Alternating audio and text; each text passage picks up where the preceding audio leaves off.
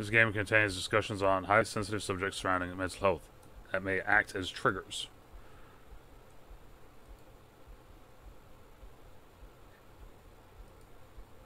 A game by Alexander Tarvin.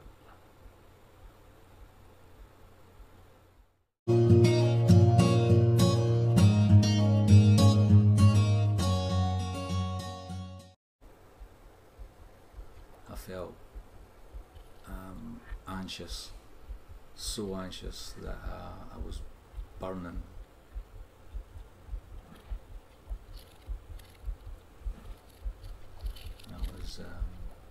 My heart was beating really fast. I couldn't sleep. I got tireder and tireder because I couldn't sleep, because I was worrying. I was worried. I've let my family down. Everyone's going to suffer because I'm no good. Everybody who relied on me, it was a false reliance. I was a fake. Therefore, I worried even more about what financial disaster I'd put on my family.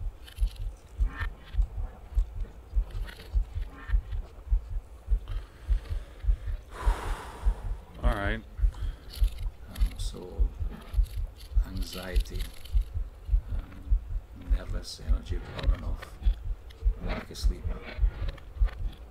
I remember vividly curling up in a ball in the living room floor, howling, not even crying, howling, saying how shit I was.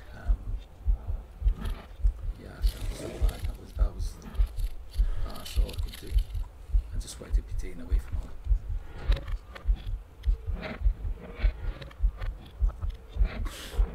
Alright. Good start. I only realised something was wrong when I was driving back from school crying, and I knew this wasn't right.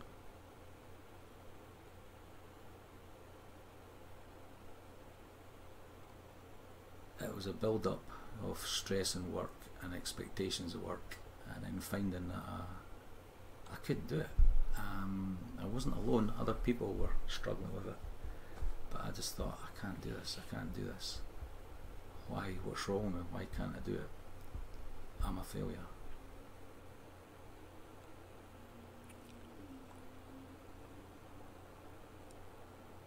I knew I was stressed. I didn't know I was depressed, and I think it just got worse after that point. There was no stopping it.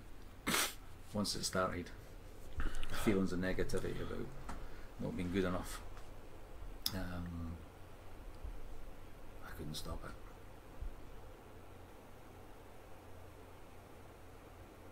it. This is gonna hurt. The whole thing made me feel that I was worthless, so I didn't want to meet anyone. I didn't want to speak to anyone. I was so worthless. There was no point in, I shouldn't be indulging in my hobbies, which I love, my cycling and my books. I couldn't do that. I could see, and now I can, that these are the sort of things I should have kept doing. I should have kept in contact with people. I should have gone out on my bike. I should have gone to the cinema. I should have done this.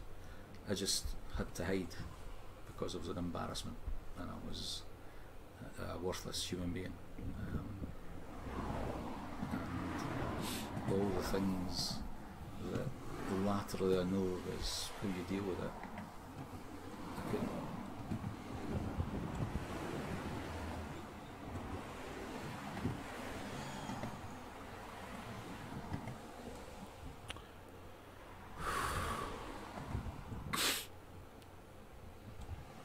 It consumed me. Finding a way to kill myself that nobody would get hurt with.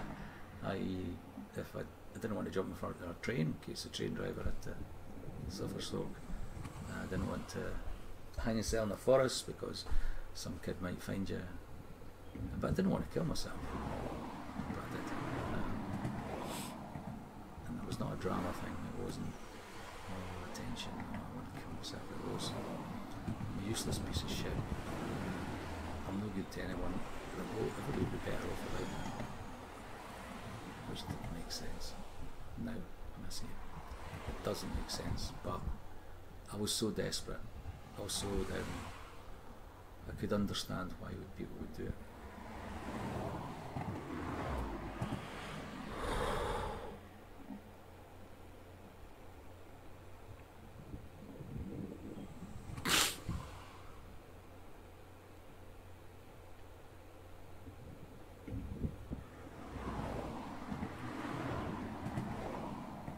And I was so numb that I could feel that people in my position then I could see how they could do it.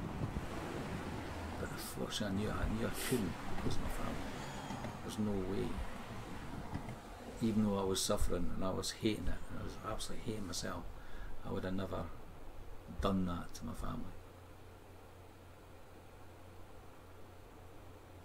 I remember a run, actually being on the beach at Kingsbands, thinking, because I was away from you all and I was having me time, then I reflected what a fucking great life I had. This is brilliant.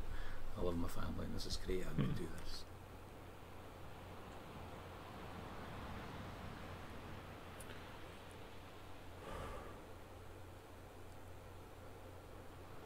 I am a guy who did a lot of things on his own, and I think when you're giving time to other people as your job, you sometimes a wee bit of time yourself without being too selfish.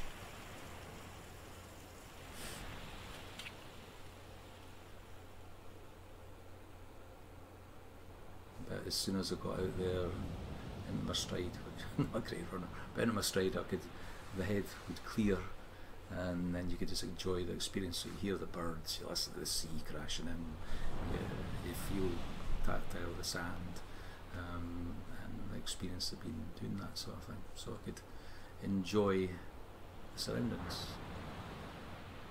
But yeah, at the start, rush, because it was a big timetabling, and at the end, yeah, more relaxed. I could come home and get on with the rest of it.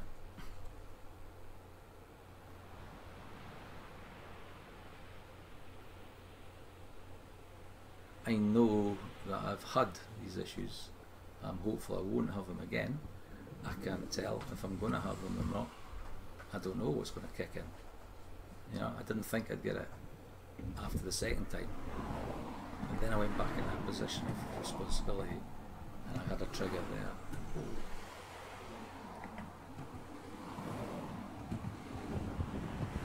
I knew things were happening.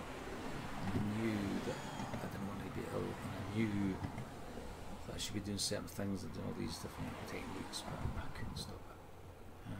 And that was also a frustrating thing, that to have this experience of 2 big episodes, and the third one to come again, and know and be aware, because I was awareness of triggers and stresses, and because I couldn't get a grip with that made it worse.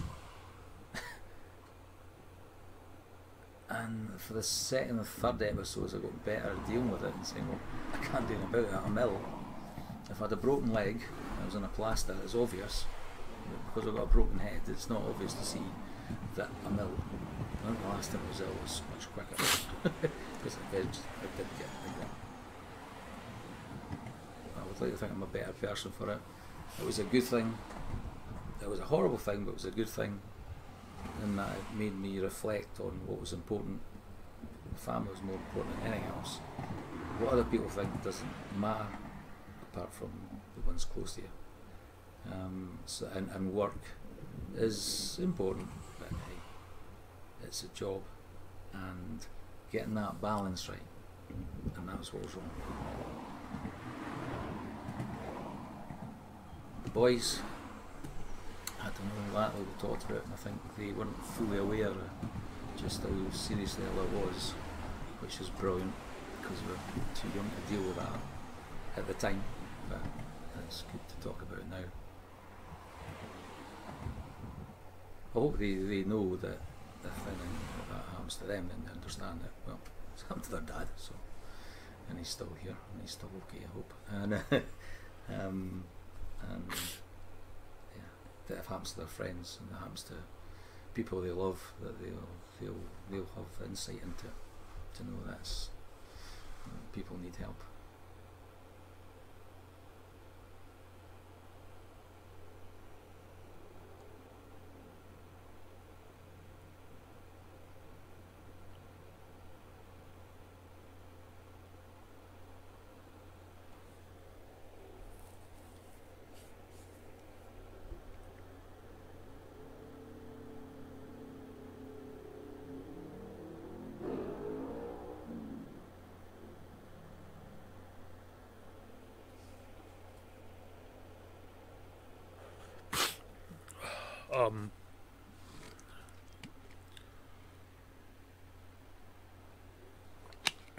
Yeah. If you are dealing with anything and you need to talk to someone, yeah, that hit. Yeah.